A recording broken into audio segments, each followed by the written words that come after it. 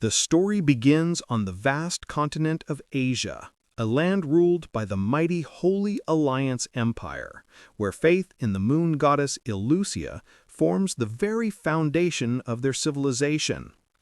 Within these sacred lands, divine arts and magic flow side by side, forming the heartbeat of the empire. Any force deemed unorthodox is to be hunted down, sealed, and erased forever. But far away from the empire's shining capital, deep in a quiet corner surrounded by ancient woods, a long-forgotten legend is about to awaken.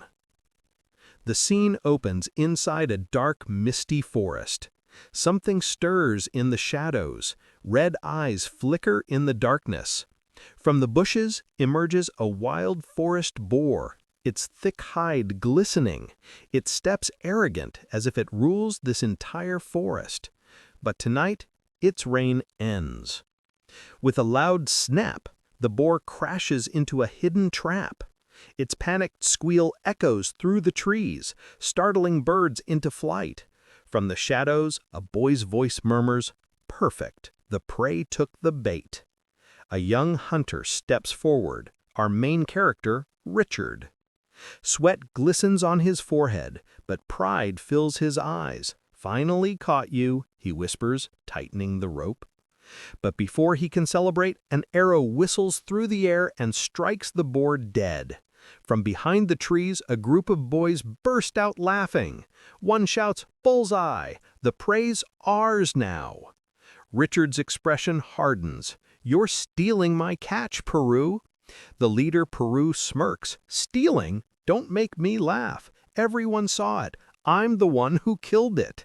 Richard fires back. "You only showed up after I trapped it. Don't act like you did anything." Peru's grin fades. He grabs Richard by the collar, slamming him to the ground. "Watch your mouth, you fatherless bastard. Just because you can read a few books and set some traps doesn't make you special." Richard clenches his fists, glaring up at him. "The prey is mine." Peru Lepolis kick him hard. Dust rises. "Still talking back?" they jeer. "Do you submit now?"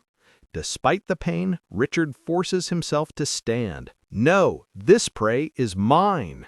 Peru narrows his eyes. "Then I'll beat you until you learn your place." The scene fades into night. At a small, worn-out house, Richard's mother tends to his wounds. Her hands glow with a faint green aura as she uses healing magic. "Don't move, Richard. You must stop being so reckless." Richard smiles weakly. "Don't worry, Mom. I'm not a kid anymore." She sighs softly, watching him. "This child always acts so tough." "My little Richard, you're already 10. Her gaze hardens. It's time he learns the truth. "Richard," she calls, "you've always wanted to learn divine arts like me, haven't you?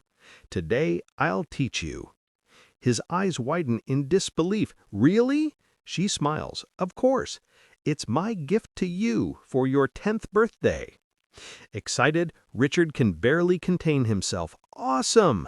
If I can master divine arts, those bullies won't push me around anymore." But her mother warns him, "Don't get ahead of yourself, Richard. Divine arts aren't something anyone can learn easily. Only those acknowledged by the Moon Goddess Illucia can wield them." She explains that the Church controls all divine inheritances, forbidding the use of unorthodox forces like shadows or demons. To master divine arts, you must first learn the ancient language and earn Illucia's acknowledgement. Richard's curiosity grows. "Ancient language?" She nods. "That's the key. Power without wisdom only brings destruction." Richard repeats her words softly. "A truly strong person must always have wisdom." Her eyes widen. "Wait, how do you know those words?" He smiles. "I read them in one of the attic books." Later that night, candlelight flickers as they enter a small room filled with old tomes. 2 books lie open, surrounded by glowing runes. "This," she says, kneeling beside the books, is the holy scripture of the Moon Goddess Illucia. It holds 7 sacred stories, each representing a unique divine art. Richard's eyes shine with wonder. I already tried reading it once, but I could only understand a few parts. Her mother freezes in disbelief. That's impossible. Only those chosen by the goddess can read it. She gazes at him with awe. Richard, you've already been chosen. She places a hand on his shoulder. Are you ready? He nods firmly. Yes, Mom. Kneeling before the glowing book, she chants softly. I, as your mother, bestow upon you the enlightenment of divine arts as your 10th birthday gift. Light bursts from the book, wrapping Richard in a radiant glow. You will now step into the realm of the Moon Goddess Illucia. She says, listen carefully and follow your heart's choice.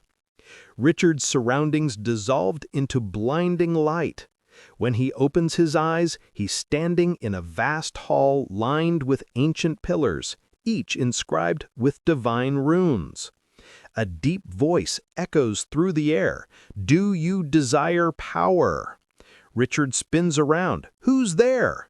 The voice replies, calm and ancient. Who I am doesn't matter.